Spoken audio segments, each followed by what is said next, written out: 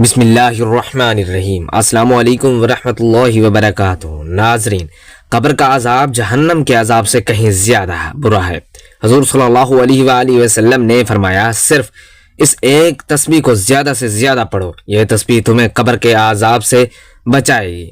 حضور صلی اللہ علیہ وآلہ وسلم نے فرمایا، یہ تسبیح لگاتار زیادہ سے زیادہ پڑھو، قبر ماں کی گود جیسی ملے گی، جہنم کی آگ اس پر حرام ہو جائے گی۔ محترم ناظرین، حضور نبی کریم صلی اللہ علیہ وآلہ وسلم نے ارشاد فرمایا کہ ایک مرتبہ پڑھ کر سوئے گا تو اللہ تبارک و تعالیٰ اس کے تمام گناہوں کو بخش دے گا، اگرچہ اس کے گناہ درختوں کے پتوں اور صحرا کی ریت کے تعداد جتنے کیوں نہ ہوں۔ اس کو فرشتے منادی کرتے ہیں کہ بخشا جائے گا۔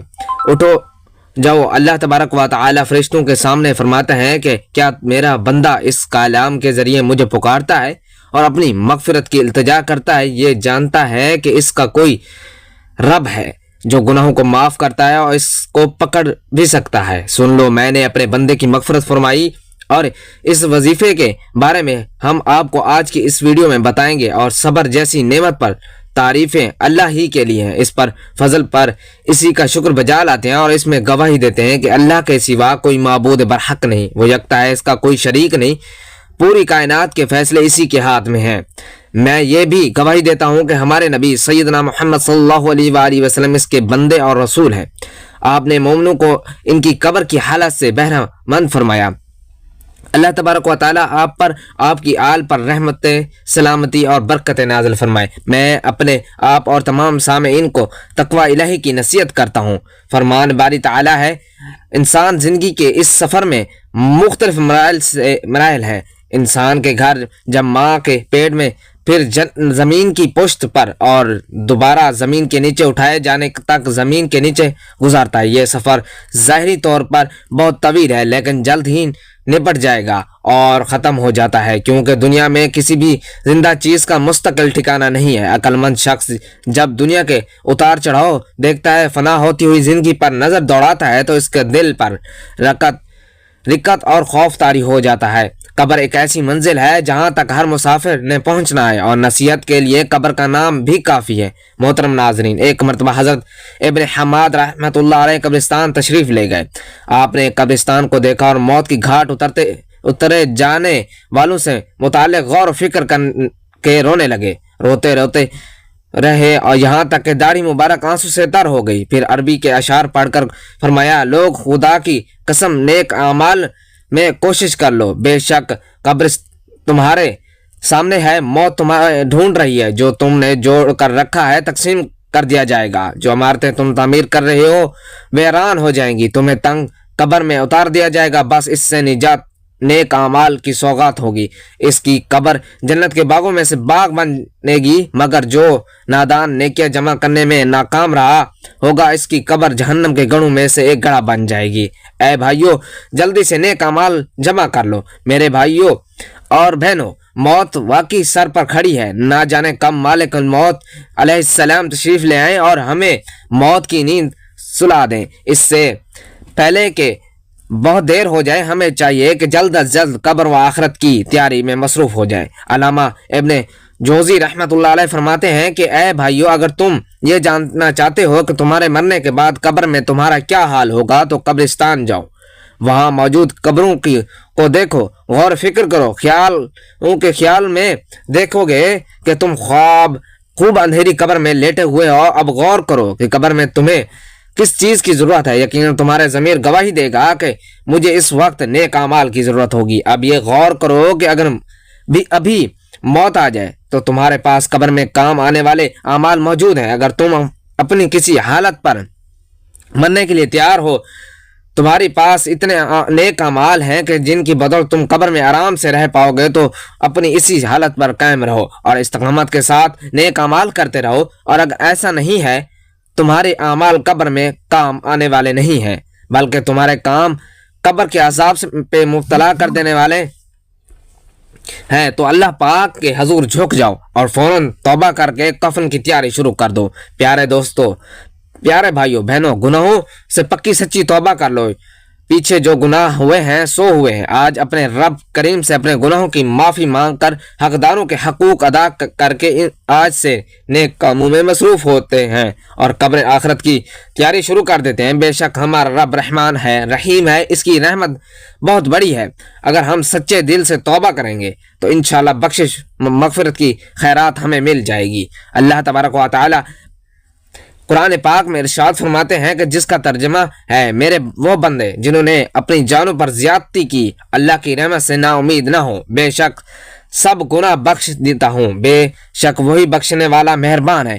امام ابو لیث سمرقندی رحمت اللہ علیہ لکھتے ہیں پچھلی قوموں میں سے ایک شخص اس نے بہت گناہ کیے تھے۔ ایک بار اس نے اپنی پچھلی زندگی کے متعلق سوچا، گناہوں کے متعلق غور و فکر کیا تو اسے اپنی کیے پر بہت شرمندگی ہوئی۔ اس نے نادم و شرمندہ ہو کر 3 مرتبہ کہا، اللہ تیری بخشش، الہی تیری بخشش، اے اللہ پاک میں اس کی بخشش فرما دی۔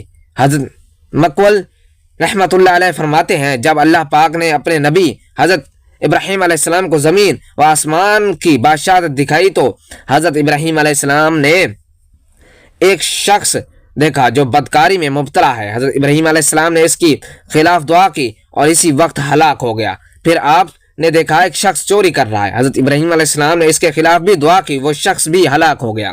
اس پر اللہ پاک نے فرمایا، اے ابراہیم میرے بندوں کو چھوڑ دیجئے، بے شک میرے بندے 3 قسم کے ہیں، ایک تو وہ ہے جو توبہ کر لیتا ہے لہذا میں اس کی توبہ قبول فرما کر اس کے گناہ بخش دوں گا، اور دوسرا وہ ہے جو خود نہیں کرتا مگر اس کی اولاد نیک ہوتی ہے جو میری عبادت کرتی ہے، تیسرا وہ شخص جس پر بدبختی غالب آ جاتی ہے تو وہ توبہ کی طرف بڑھتا ہی نہیں، ایسا شخص کا انجام جہنم ہے۔ بھائیوں اور بہنوں، معلوم ہوا جو بندہ گناہوں پر شرمندہ ہوا اور اللہ پاک کی طرف رجوع کر لے تو توبہ کر کے اپنے گناہوں کی معافی مانگے تو اللہ پاک اس کی توبہ قبول فرما کر بخشش و مغفرت سے نواز دیتا ہے، جبکہ وہ بدبخت جو گناہ پر پڑا رہتا ہے، نافرمانی پر شرمندہ نہیں ہوتا، توبہ نہیں کرتا، اپنے رب کریم کے در پر نہیں جھکتا، یہاں تک کہ گناہ اسے اپنی لپیٹ میں لے لیتے ہیں، اس پر بدبختی غالب آ جاتی ہے۔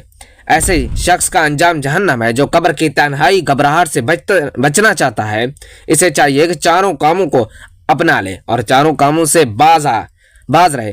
جو ایسا کرے گا اللہ پاک کے فضل و کرم سے قبر کی تنہائی اور گھبراہٹ سے بچ جائے گا۔ وہ کام جو اختیار کرنے ہیں وہ ہیں یہ ہیں: نمبر 1 نماز، نمبر 2 صدقہ، نمبر 3 تلاوت قرآن پاک، نمبر 4 ذکر اللہ کے کثرت، اور 4 کام جن سے بچنا: نمبر 1 جھوٹ، نمبر 2 خیانت، نمبر 3 چغل خوری، نمبر 4 پیشاب کے چھینٹے۔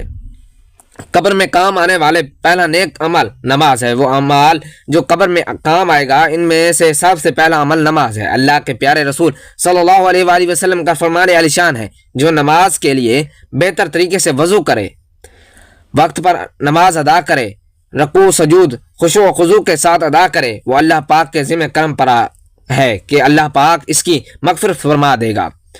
بھائیوں اور بہنوں، نماز بہت اعلیٰ عبادت ہے۔ نماز دین کا ستون ہے۔ نماز پیارے آقا مدنی محمد مصطفیٰ صلی اللہ علیہ وآلہ وسلم کی آنکھوں کی ٹھنڈک ہے۔ نماز بارگاہ الہی میں حاضری کا ذریعہ ہے۔ نماز مومن کی معراج ہے۔ نماز قرب الہی کا وسیلہ ہے۔ نمازی کو اللہ پاک کی مدد و نصرت ملتی ہے۔ نماز گناہ مٹا دیتی ہے۔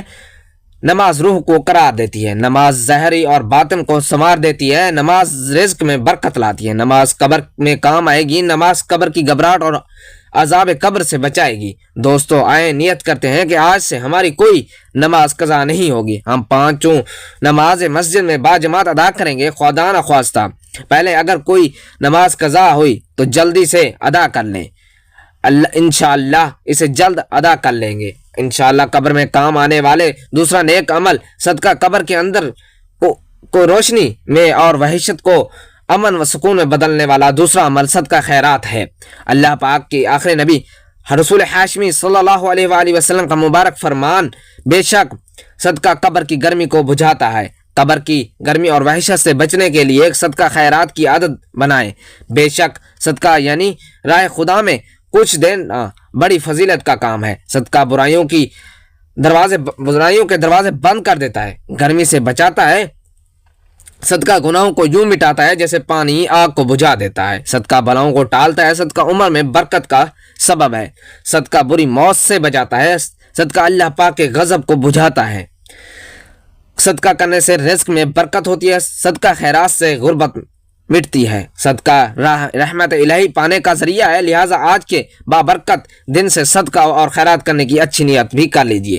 زکوٰۃ فرض ہو تو پوری زکوٰۃ ادا کرنے کی نیت کر لیں، صدقہ دینے کی نیت کر لیں، اس کے علاوہ وہ نفل صدقات بھی کرتا رہتا ہے، چاہے جو بیچارہ غریب ہے ان کو بھی چاہیے کہ 1 روپیہ ہی کر لے، بہرحال صدقہ کرنا چاہیے۔ قبر میں کام آنے والے نیک اعمال میں تیسرا نیک عمل تلاوت قرآن پاک ہے۔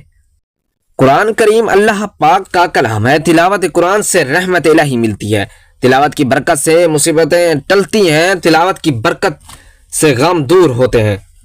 تلاوت کرنا سنت مصطفیٰ صلی اللہ علیہ وآلہ وسلم ہے، تلاوت کرنا صحابہ کرام رضوان اللہ علیہ اجمعین کا طریقہ ہے۔ تلاوت قرآن پاک قیامت کی ہولناکیوں سے بچاتی ہے اور تلاوت قرآن پاک کی برکت سے قبر روشن ہوتی ہے۔ حضرت ثابت بنانی رحمۃ اللہ علیہ روزانہ 1 بار ختم قرآن پاک فرماتے تھے۔ آپ ہمیشہ دن کو روزہ رکھتے اور ساری رات اللہ کی عبادت کرتے، جس مسجد سے گزرتے اس میں 2 رکعت نماز ضرور پڑھتے۔ نماز اور تلاوت قرآن پاک سے آپ کو خصوصی محبت تھی، آپ پر ایسا کرم ہوا کہ رشک آتا ہے۔ منقول ہے کہ جب بھی لوگ آپ کی مزار پاک کے قریب سے گزرتے ہیں تو قبر انور سے تلاوت قرآن پاک کی آواز آ رہی ہوتی ہے۔ بھائیوں اور بہنوں، نیت کیجئے کہ قبر کی وحشت اور تنہائی سے بچنے کے لیے اور نیکیاں کمانے کے لیے ہم بھی تلاوت قرآن پاک کریں۔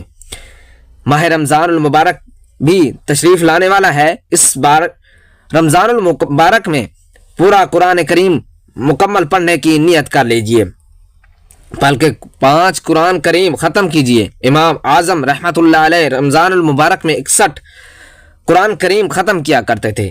جیسے ہو سکے امام اعظم رحمۃ اللہ علیہ کی پیروی کریں، دن رات تلاوت قرآن پاک میں مصروف رہیں، انشاءاللہ الکریم برکتیں ہی برکتیں ہوں گی۔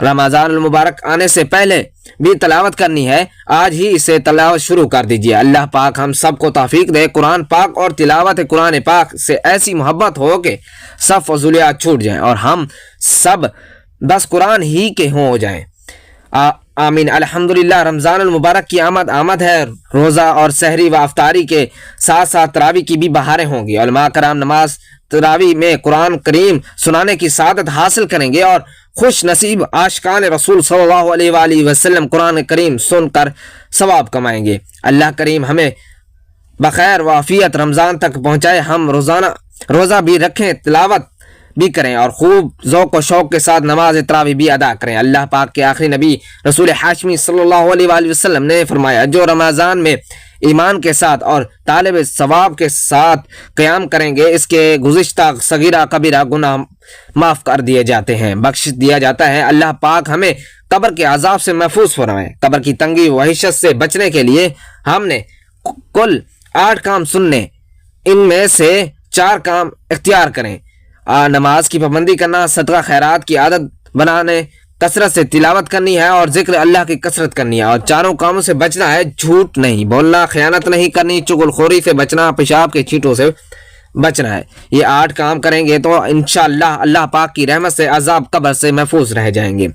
اللہ پاک ہم سب پر رحم و کرم کا فرمائے۔ کاش آج کی بابرکت رات میں ہم سب بخشش و مغفرت کی خیرات پانے میں کامیاب ہو جائیں۔ محترم ناظرین، اب ہم آپ کو بتاتے ہیں کہ وہ کون سی تسبیح ہے جس کو زیادہ سے زیادہ پڑھنے سے قبر کے عذاب سے بچ جائیں گے۔ ام المومنین حضرت عائشہ صدیقہ رضی اللہ تعالی عنہ سے روایت ہے کہ رسول کریم صلی اللہ علیہ وآلہ وسلم نماز میں یہ دعا مانگتے ہیں، یا اللہ میں پناہ مانگتا ہوں تیرے قبر کے عذاب سے۔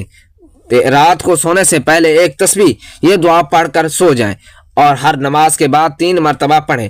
حضرت سیدنا امام احمد بن حنبل رحمۃ اللہ علیہ فرماتے ہیں، یعنی عذاب قبر حق ہے، اس کا انکار گمراہی ہے اور گمراہی کے سوا کچھ نہیں ہے۔ کافر اور منافق یعنی زبان سے دعویٰ اسلام اور دل میں اسلام سے انکار کرنے والے کو ہمیشہ عذاب قبر ہوگا۔ گناہ گار مسلمانوں کو گناہوں کے برابر قبر میں عذاب ہوگا، لیکن دعا صدقہ وغیرہ کے سبب اللہ تعالیٰ چاہے گا اس سے عذاب اٹھا لیا جائے گا۔ یاد رہے کہ عذاب قبر سے مراد برزخ میں ہونے والا عذاب ہے۔ اسے عذاب قبر اس لیے کہا جاتا ہے کہ عام طور پر میت کو قبر میں ہی دفن کیا جاتا ہے، ورنہ جیسے اللہ تعالیٰ نے عذاب دینے کا ارادہ فرمایا ہے اسے عذاب ضرور ہوگا، چاہے وہ قبر میں دفن ہو یا نہ ہو، خواہ اسے درندوں نے کھا لیا ہو یا اسے جلا کر اس کی خاک اڑا دی گئی ہو۔ عذاب قبر کا ثبوت قرآن پاک میں ہے۔ ترجمہ ہے، جلد ہم انہیں دوبارہ عذاب کریں گے، پھر بڑے عذاب کی طرف پھیرے جائیں گے۔ اس آیات کے تحت امام علی بن محمد خادر رحمۃ اللہ علیہ فرماتے ہیں، 2 مرتبہ عذاب دینے سے مراد یہ ہے کہ ایک بار تو دنیا میں رسوائی کا اور دوسری مرتبہ قبر کا عذاب ہے۔ حضرت سیدنا امام اعظم ابو حنیفہ رحمۃ اللہ علیہ کے شہزادے حضرت سیدنا حماد رحمۃ اللہ علیہ نے اپنے والد ماجد سے عذاب قبر کے متعلق پوچھا تو حضرت سیدنا امام اعظم رحمۃ اللہ علیہ نے فرمایا عذاب قبر برحق ہے۔ عرض کیا اس کی دلیل ہے؟ ارشاد فرمایا اللہ تعالیٰ کا یہ فرمان، اور بے شک ظالموں کے لیے اس سے پہلے ایک عذاب ہے، یعنی جہنم کے عذاب سے پہلے ایک عذاب ہے، اور اس سے مراد عذاب قبر ہے۔ حضور نبی اکرم شفیع المعظم صلی اللہ علیہ وآلہ وسلم نے ارشاد فرمایا عذاب قبر حق، یعنی عذاب قبر حق ہے۔ حضرت سیدنا قتادہ رحمۃ اللہ علیہ فرماتے ہیں عذاب قبر کے 3 حصے ہیں، 1/3 عذاب پیشاب سے نہ بچنے کے لیے سبب، 1/3 غیبت کے سبب، اور 1/3 چغل خوری کے سبب ہوتا ہے۔ عذاب قبر سے محفوظ رہنے والا خوش نصیب شہید عذاب قبر سے محفوظ رہتا ہے۔ رمضان المبارک میں فوت ہونے والے اسی طرح روزے میں ہے، جمعہ یا شب جمعہ انتقال کرنے والا، روزانہ رات میں سورۃ الملک پوری سورت پڑھنے والا، تلاوت قرآن پاک کرنے والا، اسی طرح ہر وہ مسلمان جس نے قبر کے سوالات نہیں ہوں گے اس عذاب قبر میں نہیں ہوں گے۔ حضرت سیدنا امام عمر نصفی رحمۃ اللہ علیہ نے فرمایا فرمانبرداری مسلمان کو عذاب قبر نہیں ہوگا، لیکن اسے قبر دبائے گی اور وہ اس کی تکلیف اور خوف کو محسوس بھی کرے گا۔ عذاب قبر تیری آنکھ، کان، منہ، زبان، پیٹ، شرمگاہ، ہاتھ، پاؤں اور تمام بدن کے گناہوں کی وجہ سے ہوتا ہے، لہٰذا اسی طرح فتنہ بھڑکانے والے، بدعت کے اشاعت کرنے والے، اللہ پر اور اس کے رسول پر جھوٹ باندھنے والے، اللہ کے کلام میں اٹکل اور رائے سے کام لینے والے، سود کھانے والے، ناحق یتیموں کا مال ہڑپ کرنے والے، رشوت وغیرہ سے حرام کھانے والے، ناحق مسلمانوں کا مال کھانے والے، شراب پینے والے، زنا کرنے والے، چغل خور، غدار، دھوکے باز، مکار، سوداگر، سود کا گواہ اور کرانے والا، اللہ کے فرائض ترک کرنے کے لیے ہیلے بہانے کرنے والا، حرام کا ارتکاب کرنے میں مسلمانوں کو دینے والا، ان کے عیبوں کے پیچھے لگنے والا، غیر شرعی قانون سے فیصلہ کرنے والا، غیر شرعی باتوں کا فتویٰ دینے والا، گنہگار کا تعاون کرنے والا، ناحق قتل کرنے والا، اپنی رائے، ذوق اور تدبر کو سنت پر مقدم کرنے والا، نوحہ کرنے والی، نوحہ سننے والی، حرام گانا گانے والے اور انہیں سننے والے، قبر پر مسائل بنانے والے، ان پر قندیلیں اور چراغ جلانے والے، لیتے ہوئے پورا لینے والے مگر دیتے ہوئے کم دینے والے، جابر، متکبر، ریاکار، آنکھ یا زبان وغیرہ سے نکتہ چینی کرنے والے، اسلاف کو برا بھلا کہنے والے، کاہن، نجومی، رومال، جعفر اور فال وغیرہ کھولنے والے کے پاس جانے والے اور اس سے پوچھ کر ان کی باتوں کی تصدیق کرنے والے، ظالموں کا مددگار جنہوں نے غیر کے بدلے میں اپنی آخرت فروخت کر ڈالی ہو، اللہ تعالیٰ سے ڈرانے کے باوجود نہ ڈرنے والا اور گناہوں سے باز نہ رہنے والے، لیکن مخلوق سے ڈرایا جائے تو ڈرنے والے اور باز آ جانے والے، وہ لوگ جن کی اگر قرآن و سنت سے رہنمائی کی جائے تو پرواہ نہ کرے اور راہ پر نہ آئے، لیکن جس سے حسن و عقیدت ہے اگر اس کی کوئی بات بتا دی جائے تو دل و جان سے قبول کر لے، حالانکہ انبیاء کے سوا تمام لوگ غیر معصوم ہے اور سب سے غلطیاں ہوتی ہیں، وہ جنہیں قرآن سنایا جائے تو اسے متاثر نہ ہو بلکہ گھبرانے لگے، لیکن اگر شیطانی کلمات، زنا کا متعلق اور نفاق کا مادہ سن لیں تو کھل جائیں، دل میں بے حد مسرت محسوس کرنے لگے، دلی خواہش رکھے کہ گانے والے یا گانے والیاں خاموش نہ ہوں، اللہ کی جھوٹی قسم کھانے والے اور غیر اللہ کی جھوٹی قسموں کو کسی حال میں بھی نہ ترک کرنے والے، خواہ کتنی سخت سزاؤں کیوں نہ دی جائے، گناہوں پر فخر کرنے والے اور اپنے بھائیوں اور دوستوں پر دل کھول کر بے پرواہی سے بے خوف گناہ کرنے والے، وہ جن سے لوگوں کی عزتیں اور مال محفوظ نہ ہو، بد زبان، بد خلق، جن کی گنڈے پان سے ڈر کر مارے لوگوں نے چھوڑ دی، آخرت وقت نماز پڑھنے والے، مرغ کی طرح ٹھونگے مار کر نماز پڑھنے والے اور اللہ کا ذکر نہ کرنے والے، خوشی سے زکوٰۃ نہ دینے والے، قدرت کے باوجود حج نہ کرنے والے، قدرت کے باوجود حقوق ادا نہ کرنے والے، حرام کام سے اور حرام لقمہ حرام قدم سے نہ ہٹنے والے، کمائی میں حرام و حلال کی تمیز نہ کرنے والے، صلح رحمی نہ کرنے والے، مسکینوں، بیواؤں، یتیموں اور بے زبان جانوروں پر ترس نہ کھانے والے، بلکہ یتیموں کو ڈانٹنے اور محتاجوں کو کھانے کی رغبت نہ دلانے والے، دکھاوے کے لیے عمل کرنے والے، برتن کی چیزوں کو روکنے والے اور عیب و گناہ چھوڑ کر لوگوں کے عیب و گناہ ٹٹولنے والے۔ عرض یہ کہ ہر قسم کے گناہگار اپنے اپنے گناہوں پر قبر کے عذاب کا شکار ہوں گے، اور گناہوں کے ہلکے اور سنگین ہونے سے عذاب قبر میں سنگین یا ہلکا ہوگا۔ ناظرین، اللہ تعالیٰ سے دعا ہے، اے اللہ ہمارے رب، ہمیں دنیا میں بھلائی دے اور آخرت میں بھی بھلائی دے اور ہمیں دوزخ کے عذاب سے بچا۔ اے اللہ پاک ہمیں عذاب قبر سے بچا اور ہمارا خاتمہ ایمان پر فرمائے، آمین یا رب العالمین۔ اللہ پاک ہم سب کا حامی و ناصر ہو۔ اللہ حافظ۔